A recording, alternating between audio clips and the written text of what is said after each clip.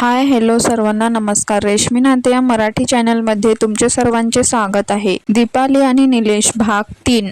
मागच्या भागात आपण पाहिलं की दीपाली नाईट क्लब मध्ये पार्टीसाठी गेली होती. तिने छान एन्जॉयही केलं, पण रोहनने येऊन तिचा मूड खराब केला. ती चिडून तशीच मिनलला घेऊन बाहेर पडली. सगळा मूड खराब झालेला तिचा. मी तर आधीच बोललेली नको येऊ इथे, पण तू माझं ऐकलंच नाही. मिनल तिचं डोकं पकडून बोलली. तिचे डोकं खूपच दुखत होतं.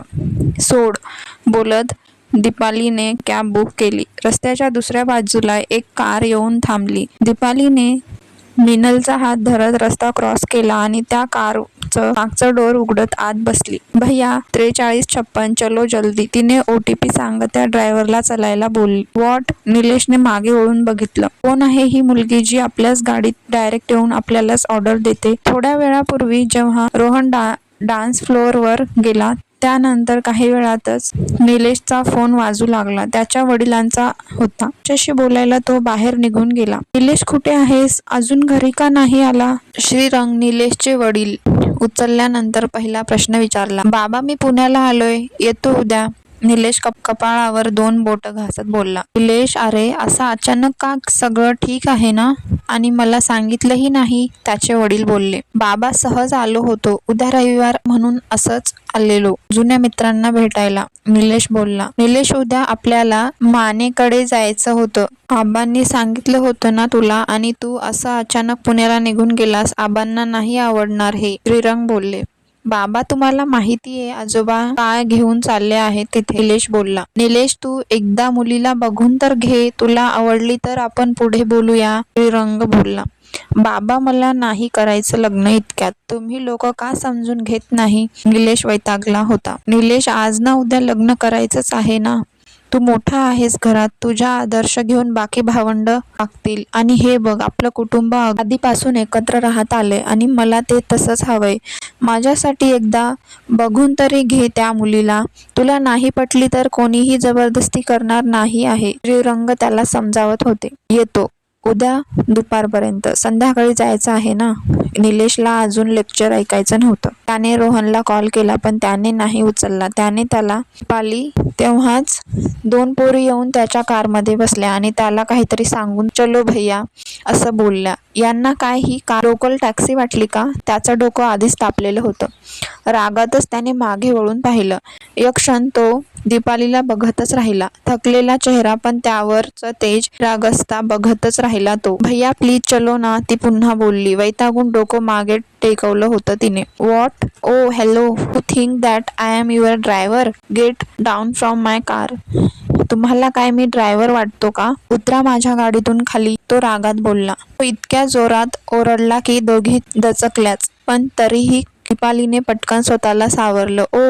मी कॅब बुक केली. ही ओरडता कशाला? मी बुकिंग घेतलं तर जावं लागेल. तिला वाटलं कॅब ड्रायव्हर लोकेशन बघून नाटक करत तसं हाही करत असेल. त्याला यायचं नाही ना. आधी उतरा गाडीतून, तो परत चिडून बोलला. ते आम्हाला का सांगताय? आम्हाला आमच्या लोकेशनवर ड्रॉप करा फक्त, दीपाली पण चिडत बोलली. Don't you understand what I said? तुला कळत नाही का मी काय बोलतोय? तो वैतागत बोलला आणि यावेळी त्याने खाली उतरून मागचं डोर ओपन केलं होतं. उतरा खाली, तो ओरडला त्यांच्यावर. दीपाली ही चिडली. ती खाली उतरली. How dare you talk to me like this? असं कसं बोलू शकता तुम्ही माझ्याशी? आजपर्यंत कोणीही तिच्याशी असं बोललं नव्हतं.